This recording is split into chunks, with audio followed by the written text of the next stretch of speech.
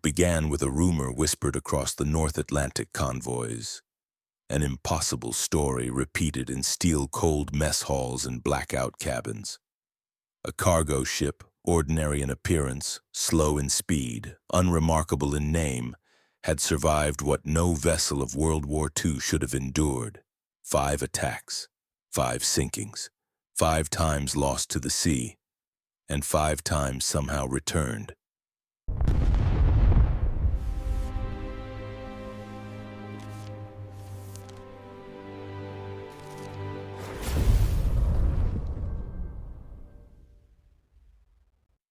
In an era when a single torpedo could erase a ship and its entire crew from the war registry, this was not just a maritime anomaly.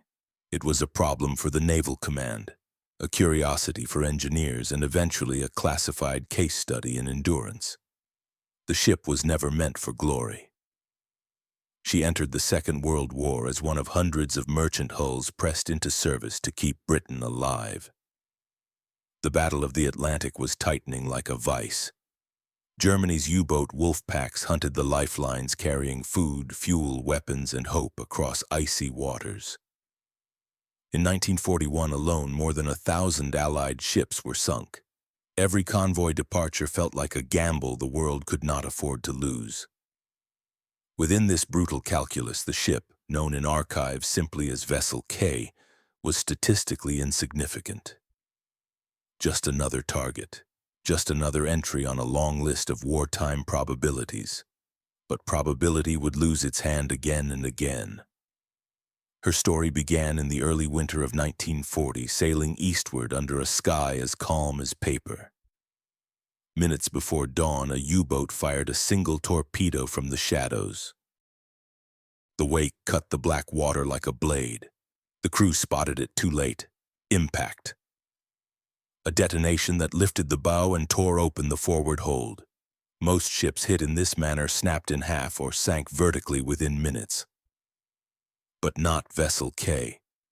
She flooded, stalled, and refused to die. Her engineers sealed bulkheads by hand, fought rising water with bucket lines, and managed to keep the engine room breathing.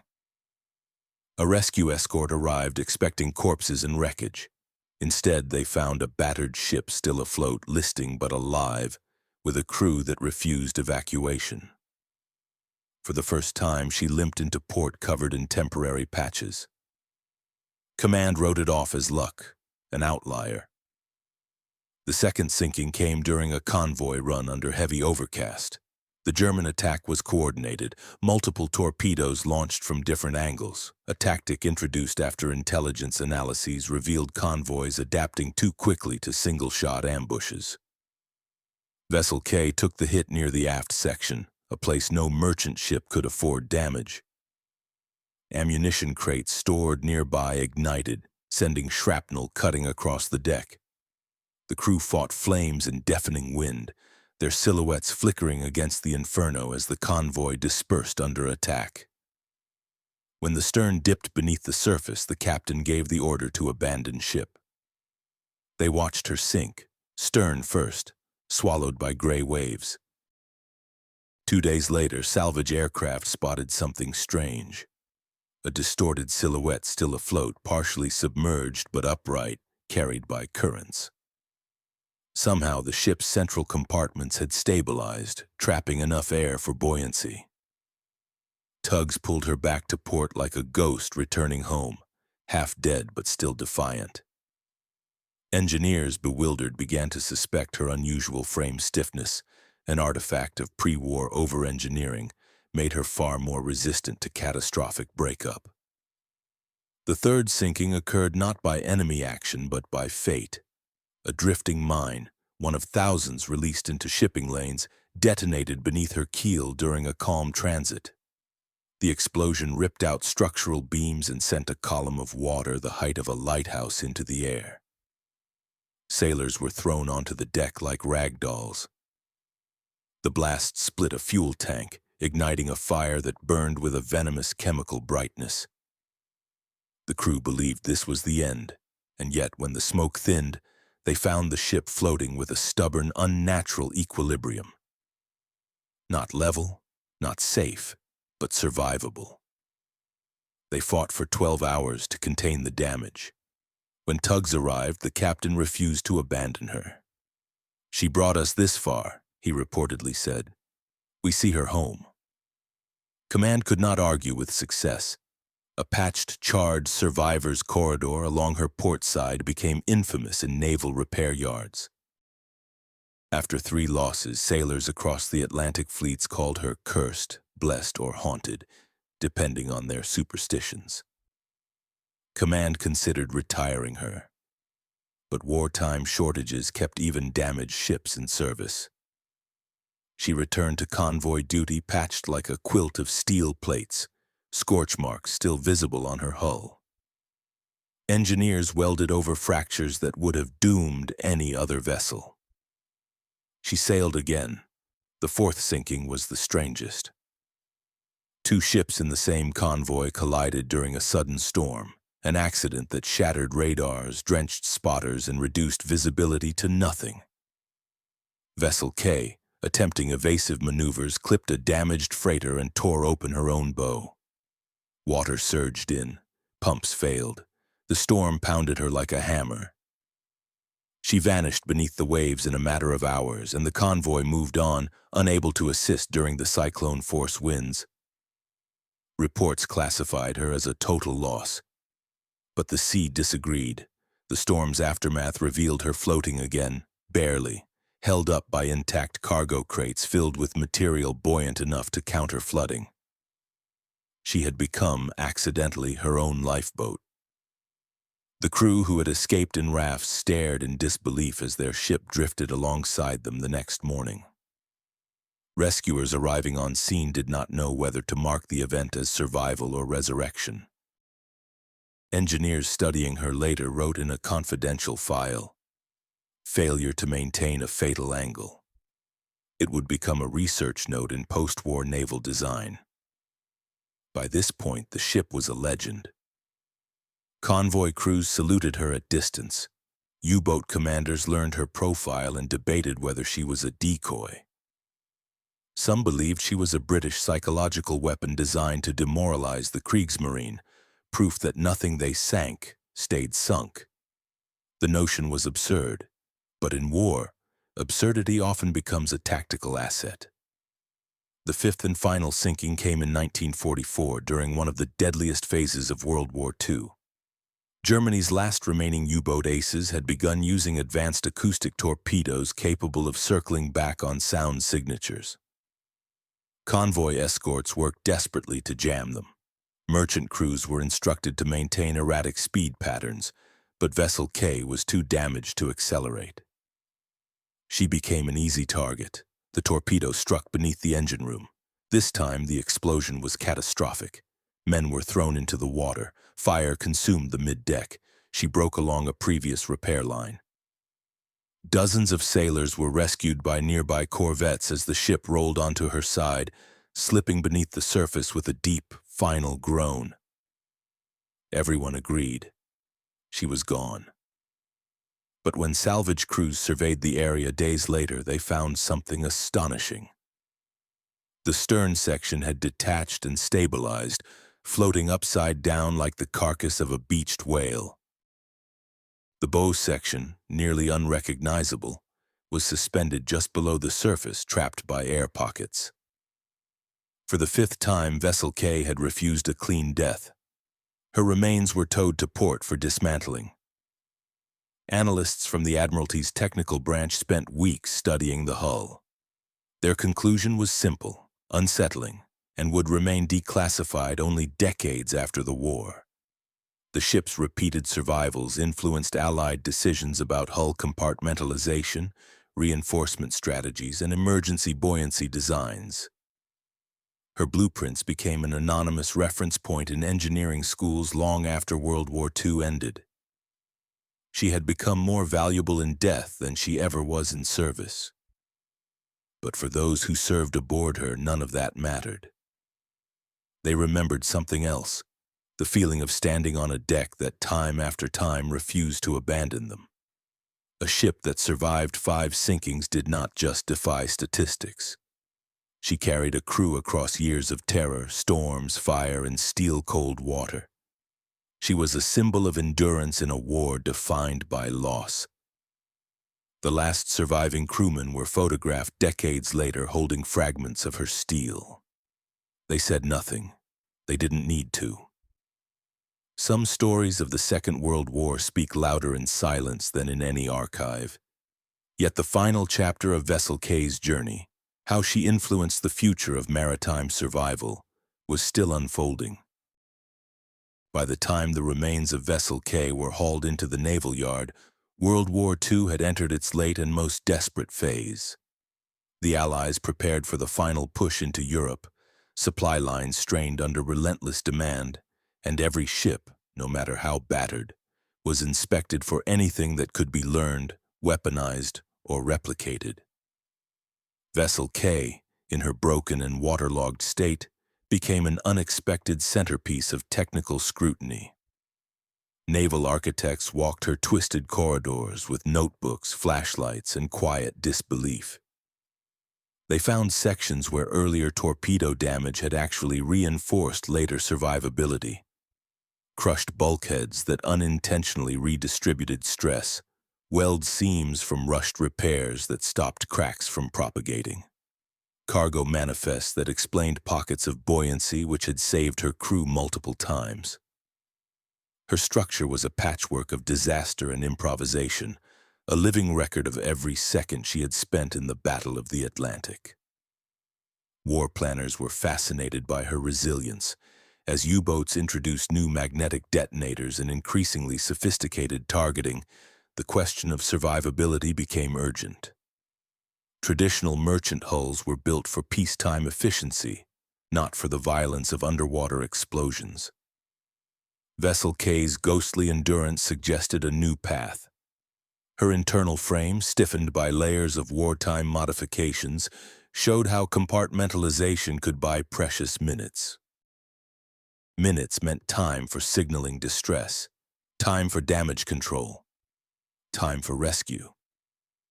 The Admiralty commissioned a classified report titled Survival Behaviors in Repeatedly Struck Vessels, drawing heavily from Vessel K's 5 sinkings.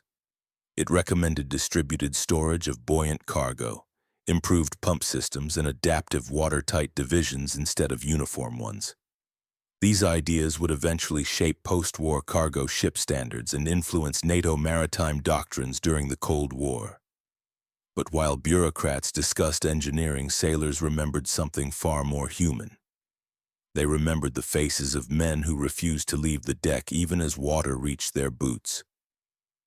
They remembered the unspoken belief that the ship would hold, because she always had. Survival in the Second World War was never just a matter of steel. It lived in small acts of defiance, a hose dragged across a burning deck, a patch welded in freezing rain, a lookout's shout that came seconds before impact. This endurance forged a bond between man and machine that outsiders could never fully understand. When the crew of Vessel K was reassigned to other ships, many struggled to adapt. Life on a normal vessel felt fragile. One sailor wrote in a post-war interview, "Every time a torpedo alarm sounded, I waited for the ship to answer back. Ours always did." The others felt too quiet. The psychological imprint of surviving 5 sinkings created a sense of invincibility that officers had to carefully manage. A survivor of such ordeals could become either exceptionally calm or dangerously fearless. Command recognized this and often split former crew members across different convoys, hoping their experience would steady less seasoned sailors. Her story spread silently across the Atlantic, carried by whispers rather than official reports. It became a kind of mythos for the merchant navy, a reminder that even in the deadliest seas of World War II, luck, courage, and engineering sometimes aligned in miraculous ways. While most war histories focus on battleships, carriers, and U-boat hunters, the unsung lifeline of the war was always the merchant fleet.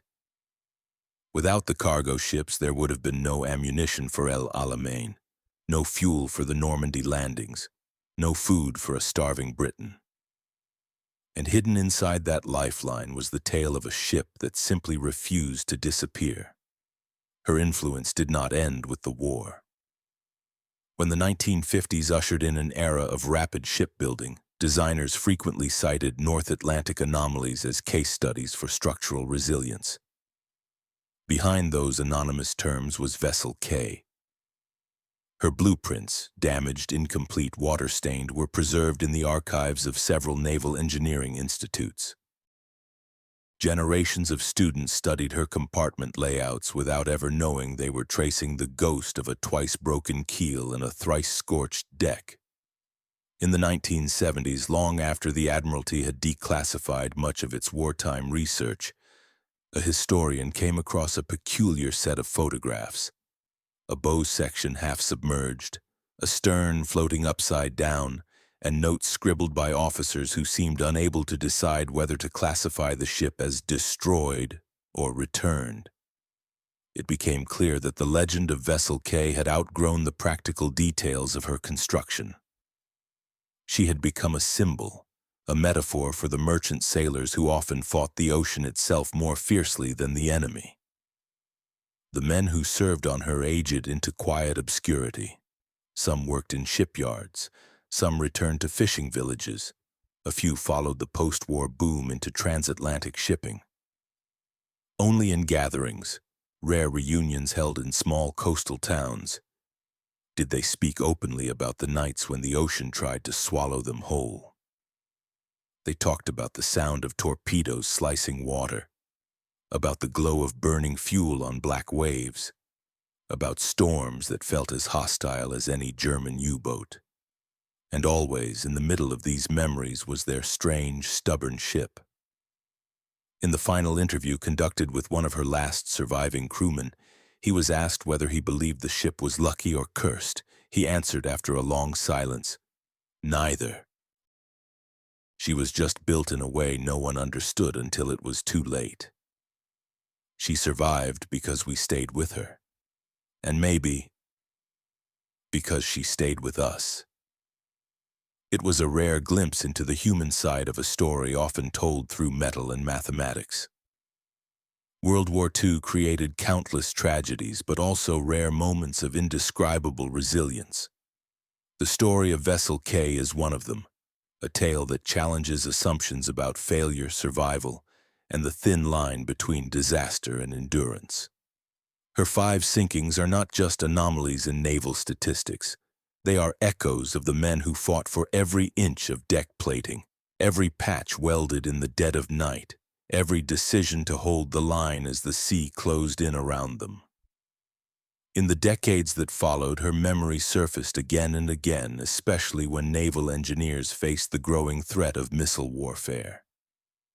Cold War strategists studied how vessels absorbed damage, how compartments failed, and how crews responded under lethal pressure. And in the footnotes of several of these evaluations, Vessel K's name appeared, sometimes directly, sometimes disguised behind generic references. Her survival became part of a larger legacy, the evolution of maritime endurance in a world where threats shifted from torpedoes to guided munitions. Today, the sea has long since reclaimed the last pieces of her hull. The scrapyards that once held her fragments have been paved over, their steel melted into new forms. But the idea of her, the improbable freighter that survived 5 sinkings, remains alive in declassified files, in naval museums, and in the memories of those who study the hidden stories of World War II. When historians reflect on the war's darkest oceanic chapters, they often speak of loss.